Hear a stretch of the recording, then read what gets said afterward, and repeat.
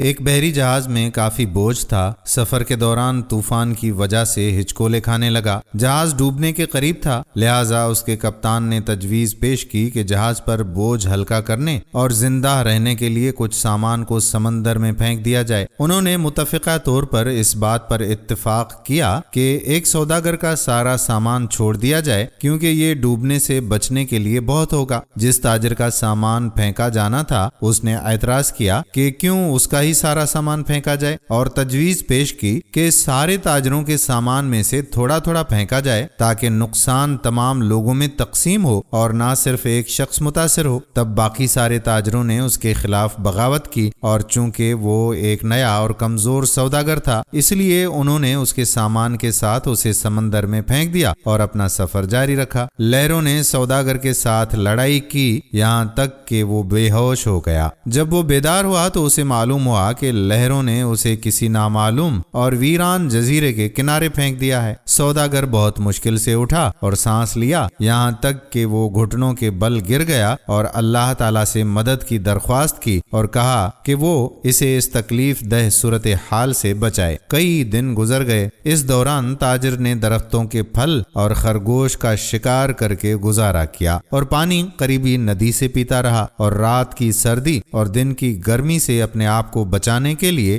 درخت کی لکڑی سے بنی ایک چھوٹی سی جھونپڑی میں سوتا تھا۔ ایک دن جب تاجر اپنا کھانا بنا رہا تھا تو تیز آندھی چل رہی تھی، اور اس کے ساتھ ہی لکڑی کی جلتی ہوئی لاٹھی اٹھ جاتی ہے اور اس کی لاپرواہی میں اس کی جھونپڑی میں آگ لگ جاتی ہے۔ لہٰذا اس نے آگ بجھانے کی کوشش کی، لیکن وہ ایسا نہ کر سکا کیونکہ آگ نے پوری جھونپڑی کو اس کے ساتھ ہی بھسم کر دیا۔ یہاں سوداگر چیخنے لگا، کیوں میرے اللہ، مجھے غلط طریقے سے سمندر میں پھینک دیا گیا اور میرا سامان ضائع ہو گیا، اور اب تو یہ جھونپڑی بھی جو میرا گھر ہے جل گئی، اور میرے پاس اس دنیا میں کچھ نہیں بچا، اور میں اس جگہ پر اجنبی ہوں۔ یا اللہ، یہ ساری آفتیں مجھ پر ہی کیوں آتی ہیں؟ اور سوداگر غم سے بھوکا ہی رات کو سو گیا۔ لیکن صبح ایک حیرت انگیز واقعہ ہوا جس کا وہ انتظار کر رہا تھا۔ جب اسے جزیرے کے قریب پہنچنے والا ایک جہاز ملا، اسے بچانے کے لیے ایک چھوٹی سی کشتی سے اتر رہا تھا، اور جب سوداگر جہاز پر سوار ہوا تو خوشی کی شدت سے یقین نہیں کر پا رہا تھا، اور اس نے ان سے پوچھا کہ انہوں نے اسے کیسے ڈھونڈا اور اس کا ٹھکانہ کیسے جانا۔ انہوں نے اس کا جواب دیا کہ ہم نے دھواں دیکھا، لہٰذا ہمیں معلوم ہوا کہ کوئی شخص مدد کے لیے پکار رہا ہے، لہٰذا ہم دیکھنے آئے تھے۔ اور جب اس نے ان کو اپنی کہانی سنائی کہ کس طرح اسے ناجائز طریقے سے سوداگروں کے جہاز سے پھینک دیا گیا، انہوں نے اسے بتایا کہ سوداگروں کا جہاز منزل تک نہیں پہنچا، ڈاکوؤں نے اس پر چھاپا مارا، سب کو لوٹ لیا اور لوگوں کو مار ڈالا۔ سوداگر روتے ہوئے سجدہ کرنے لگا اور کہنے لگا، یا اللہ، تمہارے سب کام اچھے ہیں، پاک ہے وہ رب